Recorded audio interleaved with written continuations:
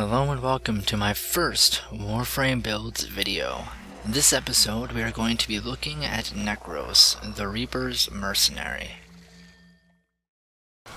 Now this build is going to be more for fun than anything else.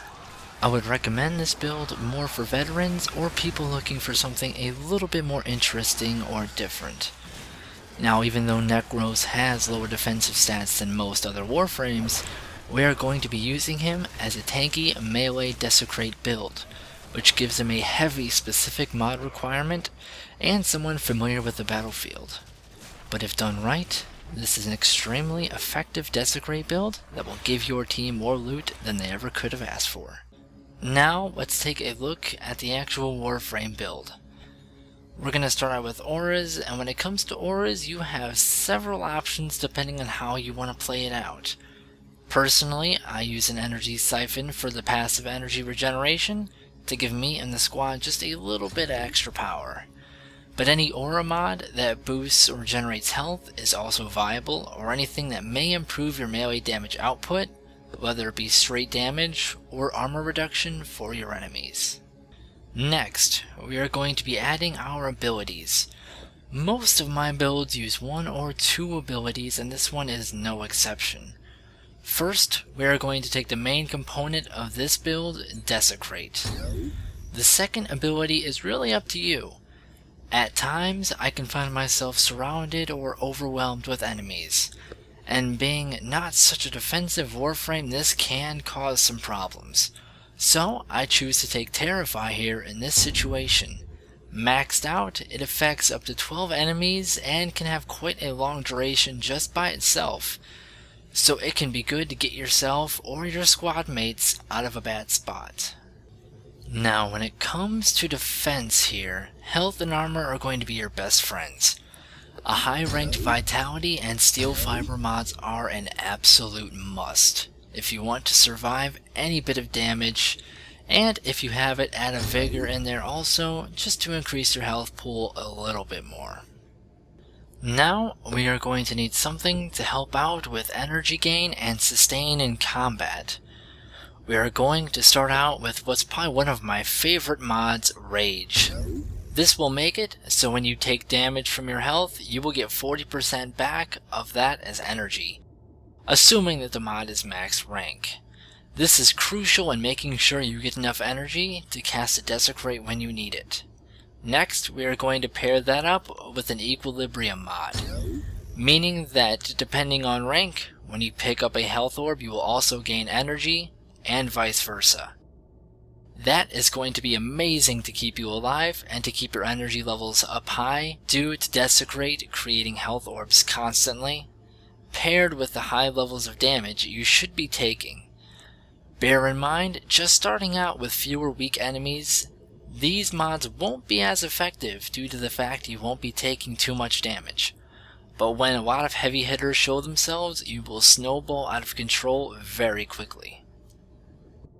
Now, let's finish it off with a few things that will make casting your abilities a bit easier and more efficient.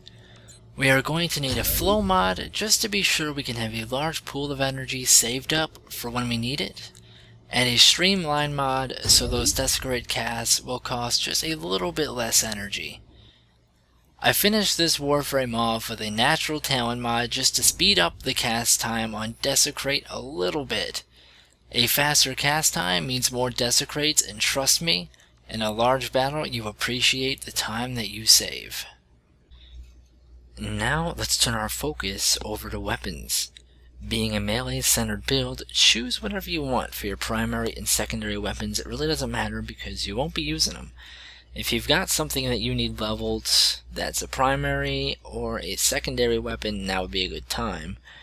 But when it comes to choosing a melee weapon, it can be anything that you prefer. But if you want to be the most efficient and effective, a weapon with slash damage is a must. Slash damage has a chance to slice enemies in half, and as odd as it sounds, both halves do Desecrate separately, meaning double the loot from one corpse. Personally, I have been going to my favorite weapon, the Orthos Prime, with a Bleeding Willow stance.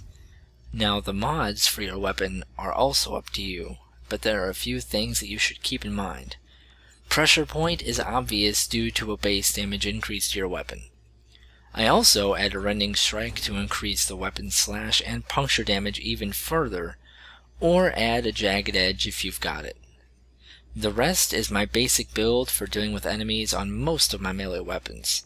A lifesteal mod for the oh shit moments where my health begins to dip a little bit low, along with the reflex coil to slightly negate the huge minus to channeling efficiency that life strike comes with, a fury and reach mod for slight basic improvement in the weapon, as well as voltic strike and virulent scourge to give my weapon a corrosive effect to help me deal with some of those larger, more heavily armored enemies.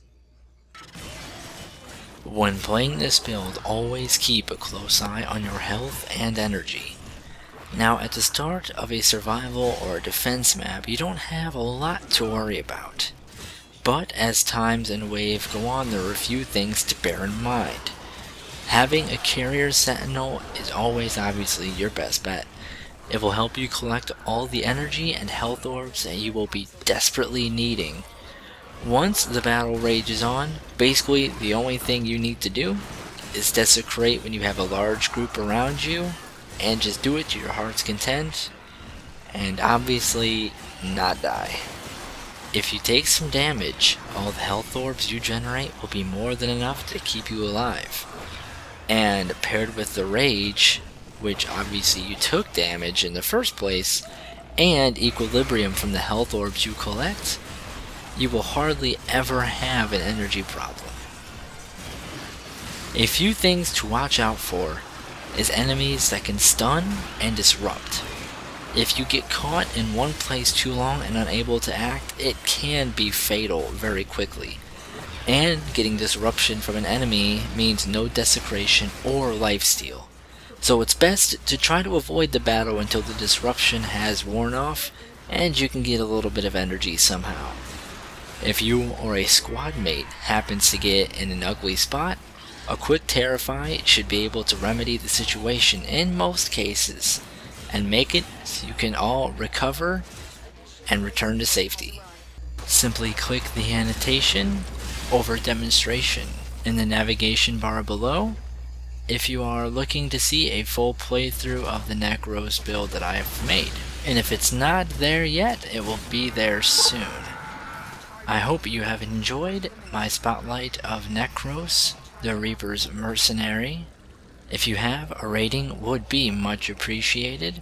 Please leave a comment below for any feedback or ideas that you might have. I would like to thank you very much for watching, and I will see you next time.